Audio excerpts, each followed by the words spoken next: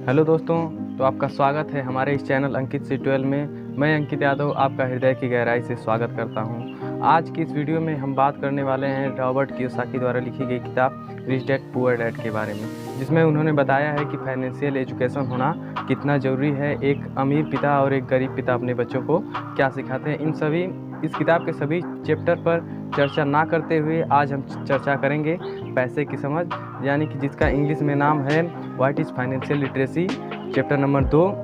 इन्होंने बताया है इसके अंतर्गत कि अगर किसी भी इंसान के पास एक बार अधिक पैसा आ भी जाए तो भी वो अमीर नहीं बन सकता जब तक कि उसके पास पैसे की समझ ना हो।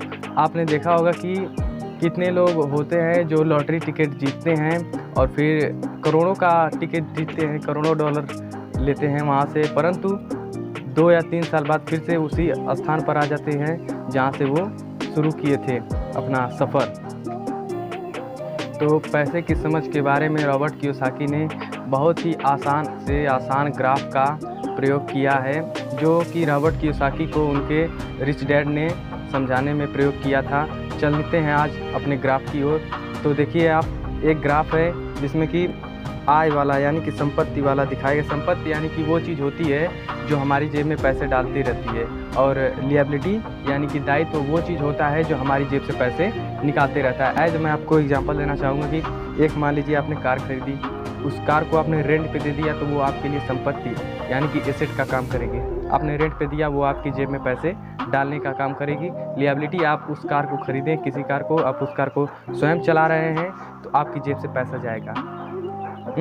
आपकी जेब से पैसा जाएगा। तो इसमें देखिए संपत्ति वाला एक ग्राफ दिखाया गया है। देखिए जिसमें से संपत्ति में अगर आप इन्वेस्ट करते हैं तो वो आपकी जेब में पैसा डालती है, यानी कि आय आती है आपकी संपत्ति में। और अगला ग्राफ मैं दिखाना चाहूँगा कि एक दायित्व तो है, जो अगर मान लीजिए वही कार जो थी, अगर आप रेंट पे दिए थे तो आपकी जेब में पैसे आ रहे थे, और उसी कार को आप स्वयं चला रहे हैं तो आपकी जेब से पैसे जा रहे हैं।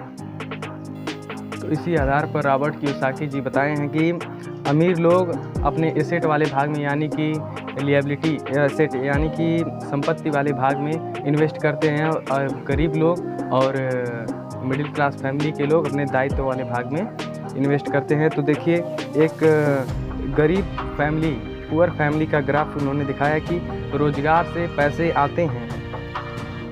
आते हैं और लिएबिलिटी में भी नहीं जा पाते, यानी कि दायित्व में भी वो कुछ नहीं खरीद पाते, सीधे उनका व्यय हो जाता है। टैक्स, भोजन, किराया, कपड़े, मनोरंजन, यात्रा इत्यादि इत्यादि में उनका सारा पैसा खर्च हो जाता है। वो ना ही एसेट खरीद पाते हैं और ना ही लिएबिलिटी। और अगला ग्राफ रॉबर्ट कियोसाकी ने एक मिडिल क्लास फैमिली का बनाया है, जिसमें कि पैसे आते हैं और वो दायित्व में इन्वेस्ट कर देते हैं। उनको लगता है कि वो एसेट खरीद रहे हैं जिनसे उनको कुछ फ़ायदा होगा। मान लीजिए फ़ायदा होता है, लेकिन फिर भी वो दायित्व खरीदते हैं, लेकिन उनको लगता है एसेट खरीद रहे हैं, और उस दायित्व को खरीदते हैं और दायित्व इनकी जेब से और पैसे निकालने का काम करता है। इस ग्राफ में आप सीधे साफ देख सकते हैं। आप इस अगले ग्राफ को देख सकते हैं कि जैसे इनकम आती है, मिडिल क्लास फैमिली के लोग दायित्व में इन्वेस्ट करते हैं, mortgage, consumer loans, credit card इत्यादि में अपना इन्वेस्ट पैसा उसमें लगाते हैं, जो उनकी जेब से और भी पैसे निकालने का काम करता है। और अमीर लोग, मैं आपको ग्राफ दिखाना चाहूँगा, वो stocks, bonds, notes, real estate यानी कि बौद्धिक संपदा, ज़मीन, जायदाद, घर इत्यादि होते हैं। और बौद्धिक संपदा के अंतर्गत वो आती है जो हम खुद पर इन्वेस्ट करके कुछ सीखते हैं और उसको सिखाकर दूसरों से पैसा कमाते हैं। ऐसे ही समझ लीजिए ये होती है बौद्धिक संपदा।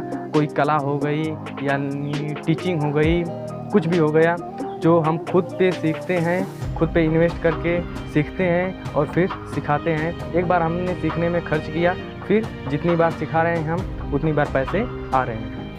और रॉबर्ट कियोसाकी जी ने अमीर और गरीब लोगों के बीच में एक और बहुत बड़ा अंतर बताया है कि अमीर लोग अगर पैसे अधिक कमाने लगते हैं, उनकी इनकम के रिसोर्सेस अगर बढ़ भी जाते हैं तो भी वो अपने खर्च को मैनेज करते हैं, अपने खर्च को ज़्यादा बढ़ने नहीं देते।